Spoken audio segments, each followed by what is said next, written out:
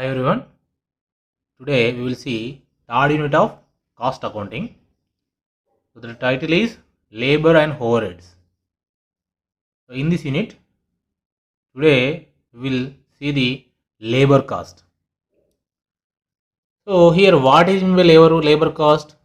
The total expenditure related on labor is known as the labor cost.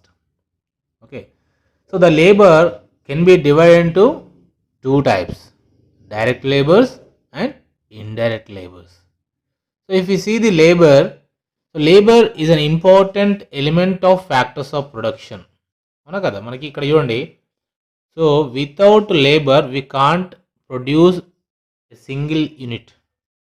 మన labour ఉంటేనే మనము ఏదైనా manufacturing చేయడానికి కానీ ఏదైనా ప్రొడ్యూస్ చేయడానికి కానీ మనకి అవకాశం ఉంటుంది. So without labour we can't. And labour is a human force which participates in the process of production. So in the production process labour usually participating. And labour cost is also known as employee cost. So labour cost మనం ఏమంటాము, employee cost అని కూడా మనం అంటామట.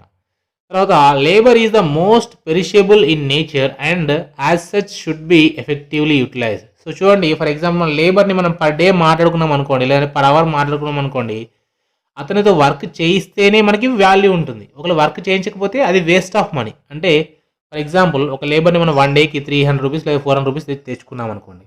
Okay, so ఆ డేలో అతను work చేయించుకుంటే ఆ మనీ అనేది మనకి యూజ్ అవుతుంది, లేదంటే అది పెరిషబుల్ అయిపోయినట్టే. So it is not useful. So కాబట్టి మనము నీట్గా యూజ్ చేసుకోవాలి వర్క్ అనేది. సో ఇక్కడ లేబర్ అనేది ఏంటి, most perishable in nature. So if you acquire the labour from the market we need to use the labour immediately, otherwise it will not be useful. And next, if you see the labor classification, so labor is classified into two types. So direct labor and indirect labor. So labor cost మనం classify చేసినప్పుడు రెండు రకాలుగా classify చేయొచ్చు, direct labour cost, indirect labour cost. So మరి ఇక్కడ so what is mean by direct labour and what is mean by indirect labour?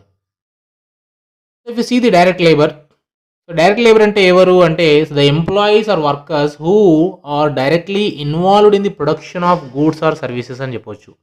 So ఎవరైతే మన manufacturing యూనిట్స్ని, మన ఏదైనా ప్రొడక్ట్ని మ్యానుఫ్యాక్చర్ చేయడానికి కానీ ప్రొడ్యూస్ చేయడానికి కానీ డైరెక్ట్గా ఇన్వాల్వ్ అవుతారో ఆ లేబర్స్ని మనం డైరెక్ట్ లేబర్స్ అంటాం. ఫర్ ఎగ్జాంపుల్ ఒక బ్రెడ్ని మ్యానుఫ్యాక్చర్ చేస్తున్నాం అనుకోండి, లేదంటే ఒక బుక్ని మ్యానుఫ్యాక్చర్ చేస్తున్నాము.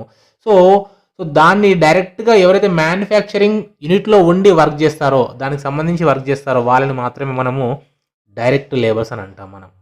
ఓకే, సో ఇక్కడ direct labour cost are assignable to a specific product, cost centre or work order. So ఇక్కడ డైరెక్ట్ లేబర్స్ అనేవి డైరెక్ట్గా మనం అసైన్ చేయొచ్చు అంట, ఎవరికి, స్పెసిఫిక్ ప్రొడక్ట్కి లేదంటే కాస్ట్ సెంటర్కి, వర్క్ లోడ్కి. ఇండైరెక్ట్ లేబర్ మాత్రం అసైన్ చేయరాదు.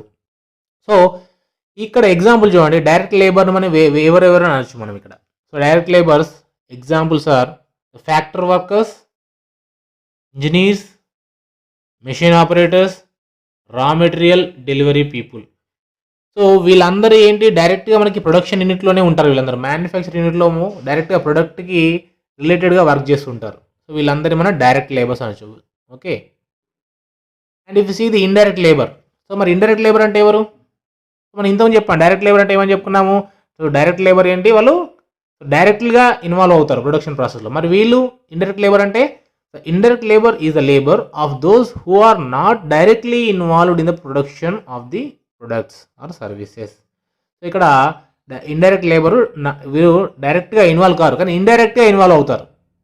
ఓకే, ఫర్ ఎగ్జాంపుల్ మనకి ఇక్కడ ఏమని చెప్పుకోవచ్చు, accountants, sales persons, maintenance persons, తర్వాత మార్కెటింగ్ ఎగ్జిక్యూటివ్స్, తర్వాత వాచ్మెన్స్. వీళ్ళు డైరెక్ట్గా ఇన్వాల్వ్ కారు, అవునా కదా. వీళ్ళు ఏంది ఒక ఆఫీస్లో ఉండి వర్క్ చేస్తుంటారు, లేదంటే ప్రొడక్షన్ యూనిట్ అవతల సైడ్ ఉండి వర్క్ చేస్తుంటారు. సో వీళ్ళని ఇండైరెక్ట్ లేబర్స్ అని అంటాం మనం. సో ఇక్కడ చూడండి, this cost is not identified with a product unit. So మనం ఇక్కడ డైరెక్ట్ లేబర్ని ఏమని చెప్పాము, దాని యొక్క కాస్ట్ అనేది డైరెక్ట్గా ఐడెంటిఫై చేసి చెప్పాము. ఇక్కడ చూడండి, ఇండైరెక్ట్ లేబర్ యొక్క కాస్ట్ అనేది మనం ప్రొడక్ట్తో డైరెక్ట్గా ఐడెంటిఫై చేయలేము, ఎందుకంటే ఇది ఇండైరెక్ట్గా ఉంటుంది కదా. సో అకౌంటెంట్స్, సేల్ పర్సన్స్ వీళ్ళందరూ ఏంది, ప్రొడక్ట్తో సంబంధం లేకుండా వర్క్ చేస్తుంటారు. వాళ్ళు అంటే వాళ్ళు ఒక ఆఫీస్లో ఉండి వర్క్ చేస్తుంటారు. సో కాబట్టి అందుకే వీళ్ళని ఏమన్నాం, ఇండైరెక్ట్ లేబర్స్ అని అన్నాం. Okay, so this is about the introduction regarding the direct labour and indirect labour. So if you see the methods of wage payment, so methods of wage payment మనకి 3 types ఉందండి. So మనం ఏ విధంగా ఈ లేబర్స్కి, direct labours, indirect labours ఉన్నారు కదా, వీళ్ళకి ఏ విధంగా మనం వేజ్ పేమెంట్ చేయాలి సో అనేది మనకి 3 టైప్స్ ఉన్నాయి, 3 టైప్స్ ఉంది. సో ఒకటి చూడండి, first one time wage system, and second one piece rate system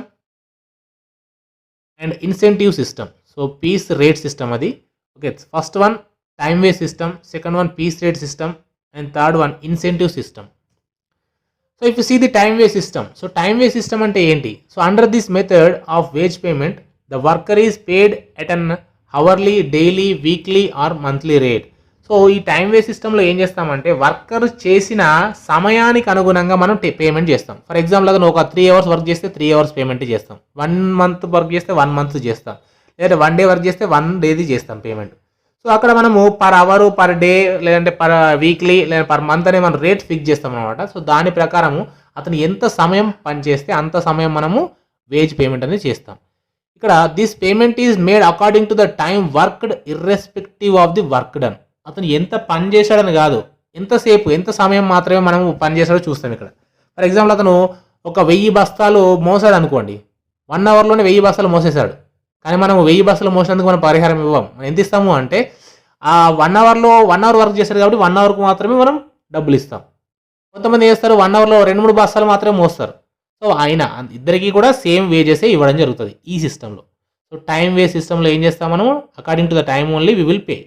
for example ఇక్కడ చూడండి, for example if a labour worked 10 hours in a day and the rate of wage is 20 per hour, then he will get 10 into 20, 200 rupees. ఒక labour 10 hours work చేశాడు అనుకోండి ఒక డేలో. So ఆ యొక్క company rules ప్రకారం 20 రూపీస్ పర్ అవర్ మాత్రమే ఇస్తారు. సో అప్పుడు అతనికి ఎన్ని వస్తాయి, 20 into 10, 200 రూపీస్ మాత్రమే వస్తాయి. అంటే ఇక్కడ ఏంటి, according to the time only we will pay the money. So piece rate system, so piece rate system ఇక్కడ ఏం చూడండి, so it is also known as payment by results. So వాడు ఎంత పని చేస్తే అంత మనీ ఇస్తాం. ఇక్కడ సమయానితో సంబంధం లేదు, అతను చేసిన వర్క్ అనుగుణంగా మనం ఇక్కడ పేమెంట్ అనేది చేయడం జరుగుతుంది.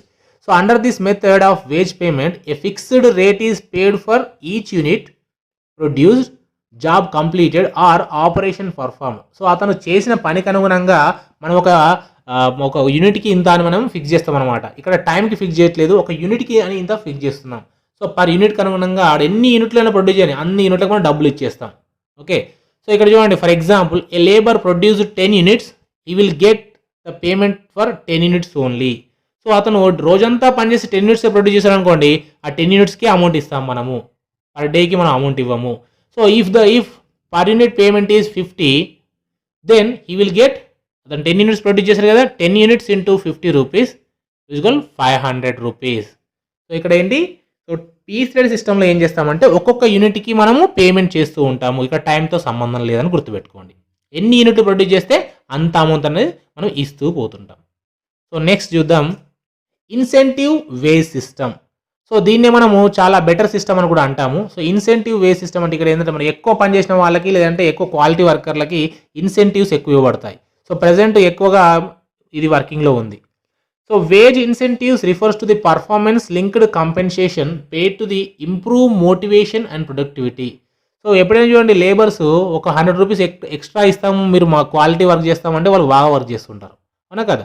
సో మన ఇంటి దగ్గర చూడండి, మనం లేబర్ తెచ్చుకున్నాం అనుకోండి, వాళ్ళు జనరల్గా మనం 400 లేదా 300 మాట్లాడాం ఇంటికి పర్ డే. సో మనం ఏం చేస్తాము, సో త్వరగా కంప్లీట్ చేసేయండి, మీకు 50 రూపీస్ ఎక్కువ ఇస్తానంటే వాళ్ళు త్వరగా కంప్లీట్ చేసుకుంటారు, అవునా కదా. సో లేదు మేము ఎంత పని చేసినా అదే 300 ఇస్తానంటే సో టైంకి వస్తారో టైంకి పోతారు. సో దాన్ని ఏమంటాం, ఇన్సెంటివ్ వే సిస్టమ్. సో వాళ్ళ పర్ఫార్మెన్స్ మీరు బాగా చేస్తే ఇంత అమౌంట్ ఎక్కువ ఇస్తానంటే మనము వాళ్ళు ఎక్కువ పేమెంట్ అనేది మనం ఇవ్వడం జరుగుతుంది అనమాట. So it is the monetary increments offer to the employees to make them perform beyond the acceptance standards. So ఇక్కడ చూడండి, వాళ్ళ స్టాండర్డ్స్ కంటే ఎక్కువ పని చేయడానికి మనం ఏం చేస్తున్నాం, మానిటరీ ఇండ్యూస్మెంట్స్ అంటాం. సో మానిటరీ ఇన్వెస్ట్మెంట్స్ అంటే ఏంటంటే మానిటరీ బెనిఫిట్స్ ఇవ్వడం జరుగుతుందంట మన వాళ్ళకి. సో ఈ మానిటరీ బెనిఫిట్స్ వల్ల వాళ్ళు మోటివేట్ అయ్యి ఎక్కువ వర్క్ చేస్తుంటారు, వాళ్ళ కెపాసిటీని మించి వర్క్ చేస్తుంటారు. So for example offering employees extra financial reward over and above the salary or wages. So వాళ్ళ శాలరీ కంటే, వాళ్ళ వేజెస్ కంటే ఎక్కువ ఫైనాన్షియల్ బెనిఫిట్స్ని ఆఫర్ చేయడమే ఇన్సెంటివ్ వేజ్ సిస్టమ్ కిందకి వస్తుంది.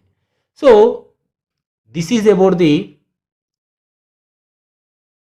Methods of wage payment. So దీంట్లో మనం టైం వేజ్ సిస్టమ్ చూసాము, పీస్ రేట్ సిస్టమ్ చూసాము, తర్వాత ఇన్సెంటివ్ సిస్టమ్ చూసాము. సో మీరు మళ్ళీ ఒకసారి వీడియో కంప్లీట్గా చూడండి. ఏదైనా డౌట్స్ ఉంటే నాకు కింద కామెంట్ చేయండి.